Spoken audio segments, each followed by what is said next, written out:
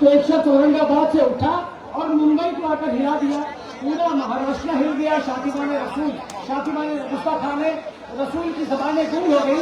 मैं आप लोगों से एक वादा चाहता हूं कि आइंदा अगर खुदा न खास्ता किसी शातिब रसूल ने जुरात की, हिम्मत की मेरे प्यारे मुस्तफा की शान में गुस्ताखी करने की और सैयद इम्तियाज जलील साहब को औरंगाबाद से आना पड़ा, तो वो तनहा न होंगे। उनका इस्तेकबाल करने के लिए यहाँ पर इंशाअल्लाह अतीक अहमद खान साहब इनका इस्तेकबाल करेंगे। आपसे ये उम्मीद की जा सकती है, बताइए हाँ या ना, हाथ खड़े करके। जब इम्तियाज भाई आइंदा अगर किसी ने गुस्ताखी की और अगर मंत्रालय और मुंबई का चक्कर जाम करने की नौबत आई तो उनका इस्तेकबाल अतीक अहमद खान मुनीम टोल नाके पर इंशाअल्लाह करेंगे।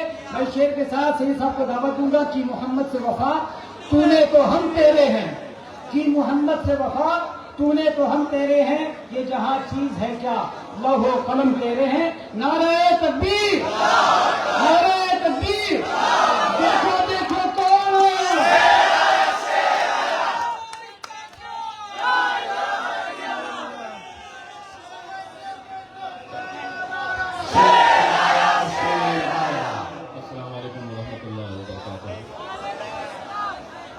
स्टेज पर मौजूद मजलिस इत्तेहाद मुस्लिमीन के तमाम जिम्मेदारान, वारिस पठान साहब, अतीक भाई, मुबारक से आए हुए सैफ पठान साहब, वहाँ बैठ जाइए।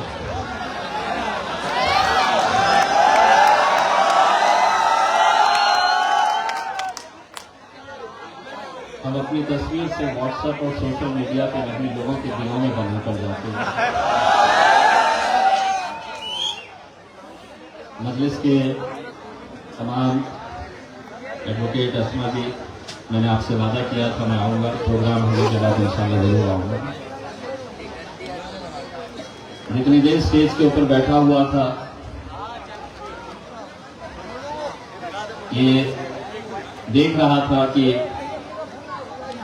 क्या वजह है कि एक नौजवान लड़का अतीक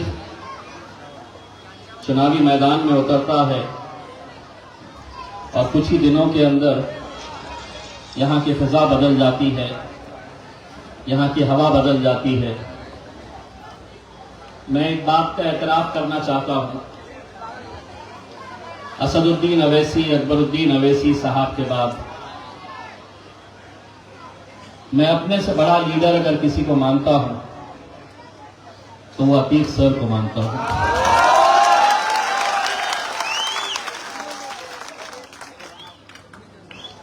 अगर आप मुझसे ये वजह पूछेंगे तो मैं यही कहना चाहूंगा कि जो शख्स हमारे माशरे में, हमारी कौम में गरीबों को तालीम पहुंचाने का काम कर रहा है, उससे बड़ा कोई लीडर हो नहीं सकता। और पिछले कई सालों से अतीक सर जो काम कर रहे हैं वो लफ्जों में बयान नहीं किया जा सकता है। यकीनन मजलिस इत्तेहाद मुस्लिमीन अपना सर झुकाकर गोबंदी की हमारी माएं, बहनें, नौजवानों का, बुजुर्गों का हम तहे दिल से शुक्रिया अदा करते हैं। ये जो यकीन आप लोगों ने इस नौजवान लड़के के ऊपर आपने दिया, जीत और हार जो भी हो, हम हमेशा एक बात कहते हैं कि हमारा काम मेहनत करना है, जीत और हार का जो भी फैसला है वो अपना रब करता है। अल्लाह की मर्जी के बगैर पत्ता भी नहीं हिल सकता है। तो अगर कोई ये समझता है कि अगर किसी को हराकर, किसी को गिराकर कोई बहुत आगे निकलना चाहता है, अपने तकब्बुर में ये सोच रहा है कि मैंने सिर्फ यहां पर अतीक को नहीं हराया बल्कि औरंगाबाद से इम्तियाज जलील को भी हराया, तो एक बात अच्छी तरह से समझ लेना, अगर अपने ईमान पे यकीन है तो ये बात भी सुन लेना कि तुम इज्ज़ मंतशा तो ज़िल्ल मंतशा, इज्जत का और जिल्लत का देने वाला खुदा है। तुमने ये सोचा कि मुझे गिरा दोगे तो मैं खत्म हो जाऊंगा। आज तुम्हारे ही घर में देखिए अल्हम्दुलिल्लाह कि बड़ी मोहब्बतों से मुझे नवाजा जा रहा है। अतीक हारने के बावजूद भी हारा नहीं है, उसने लोगों की मोहब्बतों को जीता है। यह अलग बात है कि कुछ आंकड़े कम हो गए होंगे, यह अलग बात है कि जो मेरे कायद बैरिस्टर असदुद्दीन अवैसी पार्लियामेंट में पिछले 20 सालों से अकेले बैठते थे, यह आप लोगों की दुआओं का नतीजा है कि 5 साल उनके बाजू बैठने का शर्फ मुझे भी हासिल हुआ था। इससे बढ़कर और फख्र की क्या बात हो सकती है कि जो शख्स अकेले लड़ता था पार्लियामेंट के अंदर, उनके बाजू उनके पीछे बैठने का मौका आप लोगों की दुआओं की वजह से अल्लाह ने मुझे भी फराहम किया था। ठीक है, 2000 वोटों से इस बार मैं हार गया और मुझे हराने के लिए जिन जिन लोगों ने जो ताकतें लगाई थी, जिन जिन लोगों ने जो साजिशें रची थी, आज अगर एकनाथ शिंदे के जितने भी आमदार हैं उन्हें लोग गद्दार कह के पुकारते हैं, मैं समझता हूं अगर मुसलमानों का सबसे बड़ा गद्दार है तो लाल टोपी पहनकर तुम्हारी गलियों में घूमने वाला यह अबू आसिम है।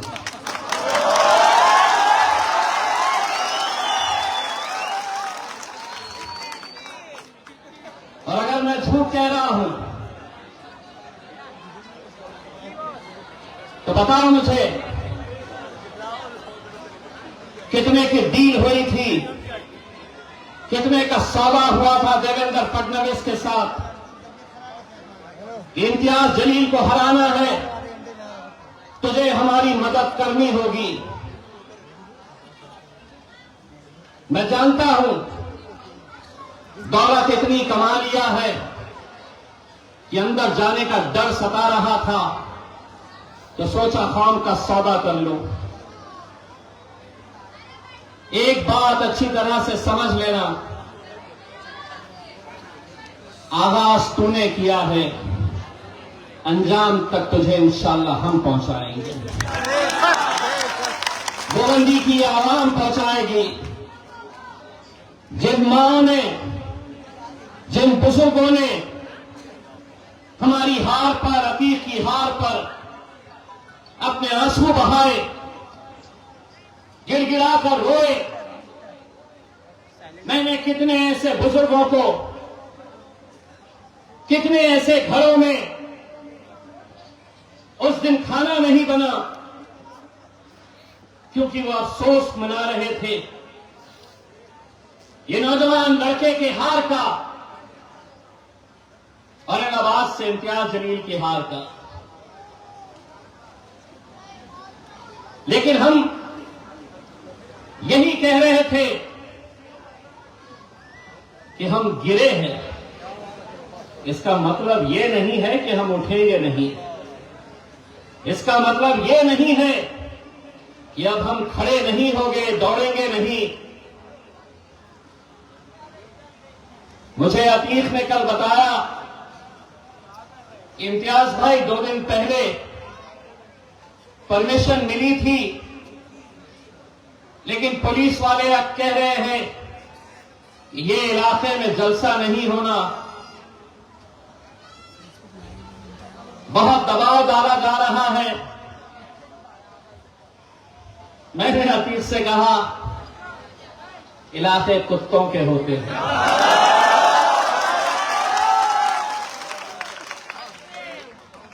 शेर कहीं पर भी जा सकता है। मैं अपने तौर से गोवंडी की पुलिस का, प्रशासन का शुक्रिया अदा करना चाहता हूं। लेकिन यहां जितने पुलिस वाले मौजूद हैं, मैं उनसे हाथ जोड़कर एक गुजारिश करना चाहता हूं, बच्चा किसी का भी हो, मां के लिए, बाप के लिए प्यारा होता है। और अगर कोई चंद लोग यहां नशे का कारोबार करवाकर एक पूरी नस्ल को अगर बर्बाद कर रहे हैं, पैसा कमाने के हजारों रास्ते हैं, लेकिन किसी की बद्दुआ लेकर, किसी मां के आंख में आंसू लाकर, आप तसव्वुर करिए गोवंडी की हालात क्यों इतने खराब हो गए हैं। क्या वजह है कि आज हम यहां पर नशे के कारोबार को हम खत्म नहीं कर पा रहे हैं। दोस्तों, बड़ी जिम्मेदारी के साथ ये बात कह रहा हूं, महाराष्ट्र में ही नहीं, पूरे हिंदुस्तान में अगर नशे का कारोबार अगर चलाया जा रहा है तो सरकार इसके पीछे है। सरकार के इशारों के ऊपर इन बस्तियों में, इन मोहल्लों में, इन गलियों में ये नशे का कारोबार चलाया जा रहा है ताकि इन्हें कमजोर किया जाए, इनकी नस्ल को बर्बाद किया जाए। वरना क्या वजह है कि मोहल्ले का हर एक एक लड़का जानता है कि नशे का कारोबार कहां हो रहा है। पुलिस क्यों नहीं जानती है?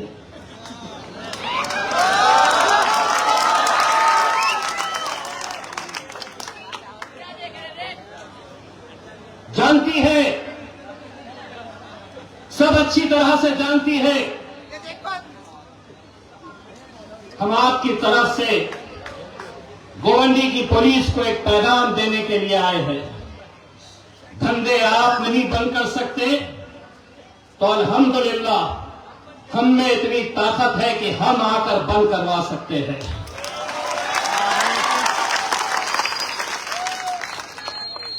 हम कब तक अपने नौजवानों को ऐसे ही अपनी आंखों के सामने मरते हुए देखें? और ये सिर्फ गोवंडी की बात नहीं है, मुसलमानों की आबादी मुंद्रा में है, वहां पे भी जहां जहां पर आपकी आबादी है वहां पर यह काम किया जा रहा है। मैं आज आपके बीच में आपका शुक्रिया अदा करने के साथ साथ आज महाराष्ट्र के अंदर महानगर पालिका, नगर पालिका, जिला परिषद, पंचायत, इसके इलेक्शन अगले 2-3 महीनों के अंदर होने वाले हैं। और हमने तय किया था कि हमारी शुरुआत उस मुकाम से करेंगे कि जहां पर हमें इतनी मोहब्बतों से नवाजा गया था। इसीलिए मजलिस का पहला जलसा पूरे महाराष्ट्र में आज गोवंडी से हमने शुरुआत की है। आपकी दुआएं रहेगी, आते रहेंगे, क्योंकि अब हम आए हैं तो ये भी आएंगे, पीछे पीछे आएंगे। आज तो सुना है देवनार में लाल टोपी पहनकर घूम रहे थे। मुझे किसी ने फोन किया, बोले साहब लाल सिंह वाला बकरा घूम रहा है, ले लूं क्या? मैंने कहा बकरी ईद पे हलाल का गोश्त चलता है, हराम का नहीं चलता।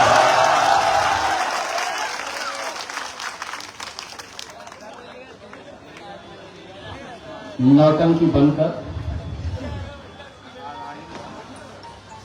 किसी ने बताया, आतिश सर ने बताया, यहां पर उनके लोग आते हैं और कहते हैं कि मजलिस इत्तेहाद उल मुस्लिमीन वो जमात है जो नौजवानों को बरगलाती है, जो नौजवानों को भड़काने का काम करती है।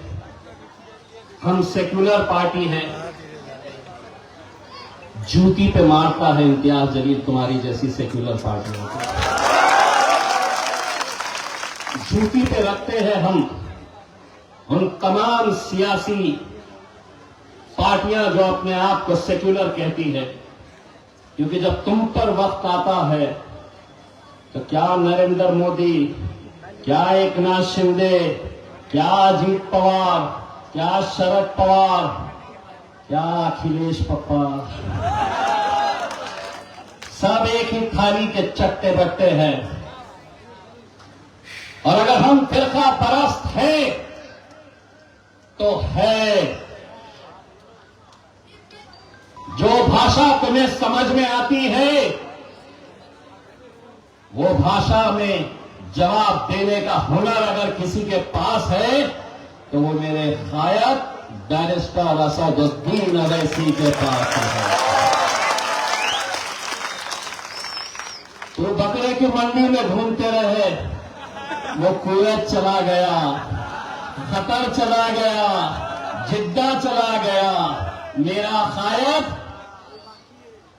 इंटरनेशनल लेवल पे घूम रहा है, तो मैं बकरों के बीच में जाके बैठ क्यों गया?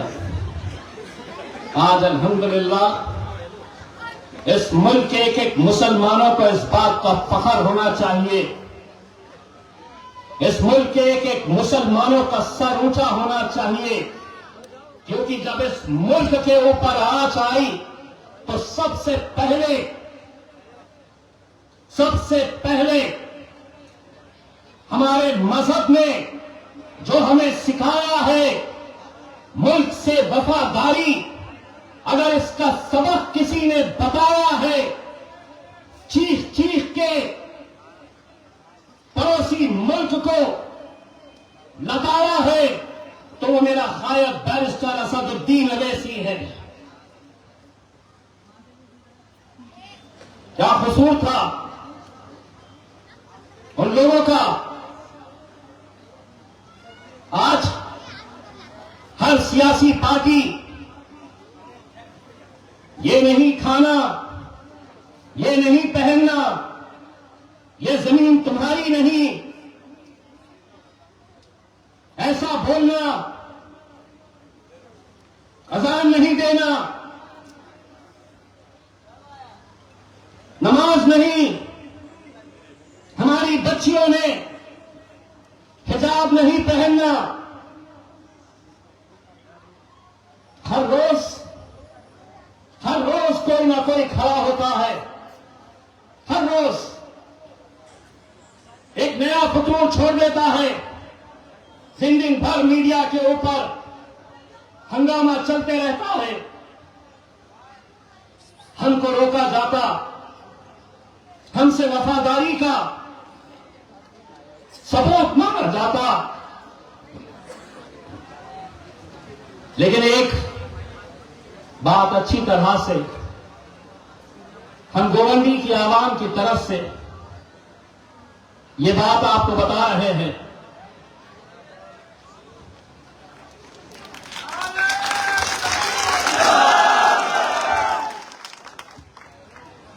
मोदी जी,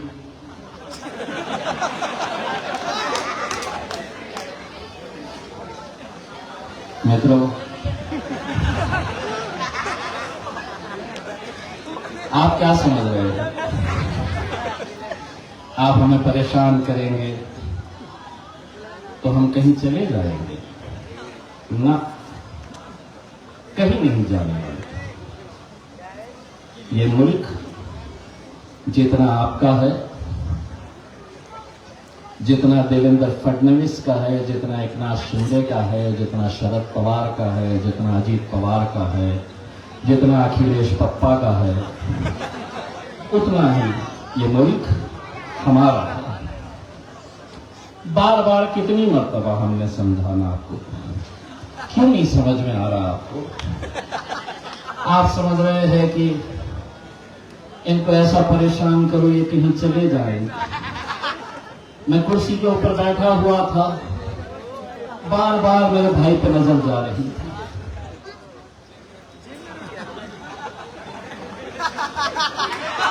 उत्तर प्रदेश की याद आ रही थी।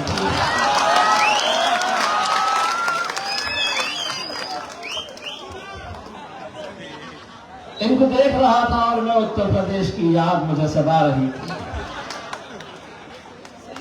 एक दिन तकरीर में कह दिए यहाँ के मुसलमानों ने कटोरा उठाना और पाकिस्तान चले जाना, लाए सोन तखले।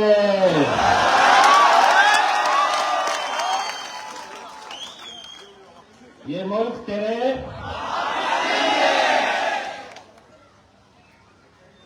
मैं जैसे बोला पुलिस वालों ने कैमरा उठा लिया। मैंने बोला बनाते केस बनता अपने पे। कहां से बनेगा जी? हमने तो सिर्फ आधा बोले हैं ना, आधे पे केस थोड़ी बनता है। सबूत तो पूरा चाहिए होता है। ये मुल्क तुम्हारे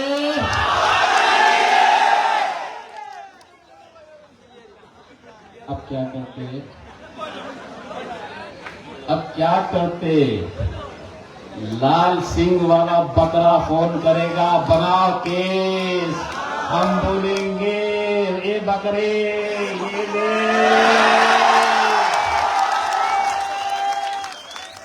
बाबा जी का खाना मजा आ रही ना। 2-3 महीने के बाद निकलना, जना दंड देना। सिर्फ अतीत का बदला नहीं, तुम्हारा बेटा, तुम्हारा भाई इम्तियाज जलील का बदला भी गोविंद जी की आवाज में लेना है। यकीन मानिए, मैं आपसे वादा कर रहा हूं कि कहीं पर भी कितनी सीटें आ जाए, गोवंदी के अंदर अगर आप लोगों ने मजलिस को कामयाब किया तो सबसे पहला जीत का जश्न इंशाअल्लाह हम गोवंदी के अंदर मनाएंगे, जिसके अंदर असदुद्दीन अवैसी साहब भी यहां पर आए।